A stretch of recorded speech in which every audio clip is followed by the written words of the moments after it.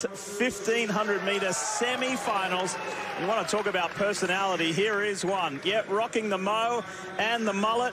Craig Engels. You know, Craig Engels, his coach Pete Julian says he's just a breath of fresh air. He has so much personality, and he brings it to the track every time he shows up.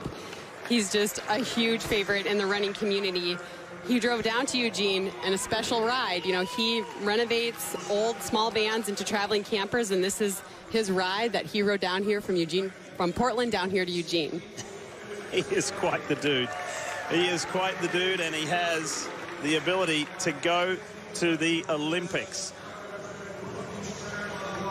So he is going to come up against, Craig Engels is going to come up against Yared Nuguse, the 22-year-old collegiate star who could spring a surprise here. Yeah, Nuguse has been having an excellent season. He looks really relaxed. He looks so good in the rounds. And, you know, he believes that the strength-based program of Notre Dame is really going to set him up to do well here and progress as the rounds continue. Look out for all in green, hit number 7, Vincent Ciattei. Yeah, Ciattei is a former runner for Virginia Tech. Now he runs for the Oregon Track Club Elite right here in Eugene, Oregon. He has the hometown advantage, and he's also one of 3 men in this race who have the Olympic standard taken care of. You saw Avila there standing beside Craig Engels earlier. Here we go. First semi in the men's 1500. Top 5 in each semi will go through to Sunday's final. And Engels is pretty quick to go to the front straight away. You know, yesterday they were all kind of just warming up, getting the kinks out, you know, getting through that first round. And I think this is when things start to get a little bit more serious. You can't make any major mistakes here in this semi. You have to make sure you run good and clean and get into that final round. Sitting in the top 5, talking about collegians, sitting in the top 5 there is Yearian, who is the 23-year-old who is coming off his senior year here at Oregon. Boy, he had a storming closing 150 meters to get himself into this semi. He did. And, you know, his teammate at Oregon, Hocker, said that he took that heat out and kept it fast because he wanted to make sure that Yearian got through. And so he had a great race, and here he is in the semi. Izaic Yorks leads the way in that bright yellow top. You know, Izaic Yorks is not afraid to lead. We saw him leading in some of the prelim as well. He's not afraid to get out there and push the pace and take control of the race. Colby Alexander, Eric Holt in the black tops, running in 2nd and 3rd. Eric Avila is in the mix. Here it comes, Yared Nuguse in that Notre Dame, that white top, green bottoms, right alongside Craig Engels. You know, it's always sort of stressful watching the milers because they all believe they have the best kick of anyone in the race. So they're all kind of feeling it out here. This pace isn't super fast. It's not hot. They all feel like at this point they're all in contention. And that's why we see these really crazy last 500 meters because that's when all the kicking begins. But Izaic Yorks is really controlling this race right now, and he looks pretty controlled out there. Obviously, because of COVID restrictions and the global pandemic, there was no national championships last year. Last time there was, back in 2019, Izaic Yorks, who leads this race, qualified for the final in the men's 1500. And he's setting a good pace here. Yeah, and Colby Alexander is just following there. He looks good too. Eric Holt there. I mean, everyone is just sort of biding their time, but they know that in the next 200 meters, you know, there is going to be a move made. And so they're all getting ready for that position and getting ready for when that move comes. Look at Eric Avila trying to get through. He gets by Holt. He gave him a little tap before just to let him know that he was there. Craig Engels is boxed in blue and green in the Nike outfit right in the middle. He's going to have to position himself pretty sensibly here as they're coming to the bell lap. Yeah, Engels is not in a great position, but remember, they still have over 400 meters to run, and he's very experienced. He ran at the World Championships in Doha. He was the U.S. champion in 2019. He's been here before. He's going to have to use some patience and work his way around and move up. Hey, here comes the youngster, the 22-year-old Waleed Suliman goes to the lead. And he said, you know what, I've never lined up against people like this before. It was about time I raced the big dogs. Oh, yeah, like he's just taking it. You know, he wants to be in through that final, and he's like, if you're all going to wait, then I'll take it and make it happen. So he's really striding in it now, and the pace is quickening here. We can see Nuguse and Engels realize they need to respond. This move is real. Colby Alexander goes around Suliman. Holt is in the mix. Yared Nuguse. Now here comes Craig Engels up behind Suliman. But it's Alexander, Colby Alexander, the 30-year-old from Strongsville, Ohio, that leads the way in this semi-final. Top 5 get through. It's the automatic qualification. Engels is struggling. He's going to have to push through. He goes past Suliman. Here comes Yared Nuguse. And in the end, it's going to be Craig Engels that gets the win. But that's tight. We've got some sorting out to do as to who gets the auto qualify, because there were about 3 or 4 right on the line there. Super close. That was so close, and that's what I'm talking about. These milers, they all think they have the best kick in the field, and they do have tremendous kicks, but when it comes down to it, one person has to be first, and we only take the top 5 auto through here, so we'll have to watch that replay. Craig Engels gets the win. He wasn't always in the best position. Watch him squeeze through here. Yeah, he finds himself boxed in, coming off the home turn, which is the worst place to be in a mid-distance race, but he keeps calm. He sees a little movement there and sort of squeezes his way past Holt and to move up, and then once he was through and clear, and he could really stride out and take advantage of that room, but he had to find that room so that he could open up and charge home. It was David Ribich on the inside, and Vincent Ciattei all in green. This is where it gets tight, and we now get the results through. Just watch as they come to the line there, how many were leaning and who was where. Engels gets the win. Yared Nuguse gets second. Colby Alexander third. Vincent Ciattei, and then David Ribich. So running down the rail right to the line, Ribich gets that 5th and final auto qualify. So Waleed Suliman, who took the lead at the bell lap, he's going to have to rely on his time, because it is the top 5 in each semi go through to the final, then the next 2 overall best times. And you're going to see Rio Olympic gold medalist in the 1500 Centro, Matthew Centrowitz. He runs next. That the first was quite funny. Men's 1500 semi-finals. It's the second one. As we went to the break, we promised you Matthew Centrowitz, the Rio gold medalist.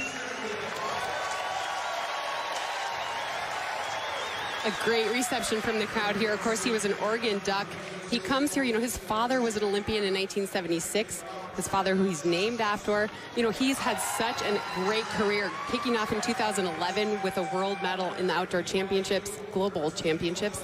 And now he's struggled a little bit the last few years. You know, he's gotten a little bit older and he's had some injuries. He switched coaches, but he really seems to be rounding into form now when it matters, and you could never count him out. He's the best tactician in the world. Kara mentioned his dad. That was Matt sitting in the stands. And Centro here on track has a tattoo when he made that Rio team, like father, like son, and ran all the way to get the gold. So he's the big name in the event. Here's a young man who's made his name at the University of Oregon and would like to make it on a larger scale. This is Cole Hocker, the 20-year-old from Indianapolis, Indiana. Unbelievable year at Oregon this year, winning 3 NCAA titles. And, you know, he took that his heat yesterday and just controlled the whole thing. He said afterwards, I'm not afraid to run from the front. That's where I'm comfortable. That's how I do my best. He really feels like he's ready to land himself a spot on this Olympic team. So he's been a collegiate star. This guy has been a high school standout, Hobbs Kessler. Expect him to run beyond his years here in the second semi. You know, Hobbs Kessler, he's never done rounds before. And when he was being interviewed yesterday after making it through in the prelim, you know, he said it was a new experience. He didn't know what to expect, but he really handled the race with maturity. He sat in the back. He didn't do any of the work. And then when they came around the bend for the home stretch, he just came right into position to qualify for the semi today. Centrowitz goes right to the front. Cole Hocker is going with him. Sam Prakel is tucked in behind Centro. You see all in green at the back with the headband on. That's Ben Blankenship, Rio Olympian. Ben qualified on time. He thought he may not have done enough yesterday and was waving to the crowd almost like it was a farewell, but his time was actually good enough. You know, I read that he's only been running for 3 weeks last night. So he's obviously been coming off an injury. Oh, we see a stumble there. Everyone's bunched. We see pushing. But for Ben Blankenship to make it through and run that time after just a few weeks of training just shows you what a talent he is. Johnny Gregorek is in the mix. You can see him with hip number 8. And Sam Prakel well positioned there. Number 1 on the inside, right in behind Matthew Centrowitz, and right alongside hip number 9, Cole Hocker. We see Trip Hurt in the lead here. He controlled a little bit of the race yesterday as well. He's coming out here and he wants to push up at the front, stay out of any trouble, and work his way towards the final. So 4th from the back with that yellow waistband is Hobbs Kessler, the 18-year-old from Ann Arbor, Michigan.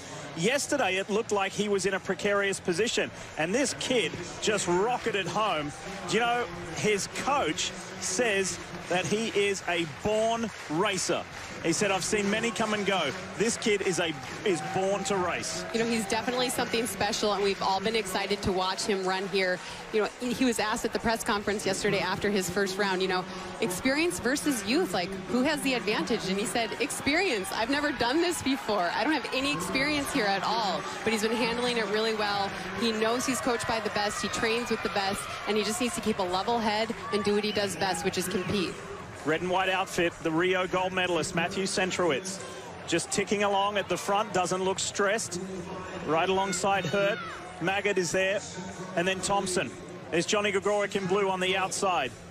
You know, they just ran a pretty slow lap, so that's why we're seeing everyone bunch and gather here. There's no way they can leave it for a slow last lap. They're all in contention now. They've all regrouped, and this is going to be a blistering last 400 as everyone shoots for their position over this final lap. And we see Josh Thompson work his way in here on the outside. He trains with Matthew Centrowitz as a part of the Bowerman Track Club, and they've been training together all spring. Here comes Johnny Gregorek in blue and Cole Hocker. There's the bell. One to go. Centrowitz, Gregorek, Hocker. The high school star is at the back. Hobbs Kessler's going to have to find a few extra gears. Here we go. They're winding up now. And, you know, we've seen Centrowitz here be in the front for most of the race. That's not typically how we see. He likes to come out and move around and find a way at the end. But he looks awfully in control here. He sees a challenge from Cole Hocker. And this is duck versus duck, the old versus the new. The NCAA champ of this year in this event up against the reigning Olympic champion. And Johnny Gregorek has a shot as well. Top 5 go through. Where is Hobbs Kessler? He's at the back. He's going to have a phenomenal final 100 meters. Look at this. Oregon Star versus Oregon Star. And you know what? Centrowitz will say, go on, young fella. You can have it. It doesn't matter. We're both going through to the final. Centrowitz and Hocker across the line to go through to the final of the men's 1500. That was one heck of a last lap. That was a 52.02 last lap.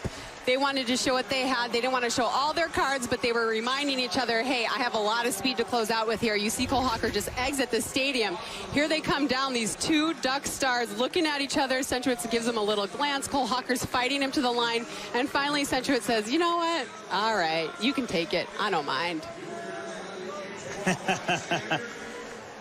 That could have been a little good for you. You won an NCAA title. I've won an Olympic gold medal. It was a great race out of both of them, doing a little chatting, both showing that they're here. They're both serious about making that team, and just a little friendly rivalry here as they run through the line. Josh Thompson, teammate to Matthew Centrowitz, ran a very good race and a particularly strong finish to come home in third ahead of Henry Wynne. And Sam Prakel will get that auto qualify through to the final. And I can tell you on time from both semis, Waleed Suliman and Eric Avila will fill those final 2 spots.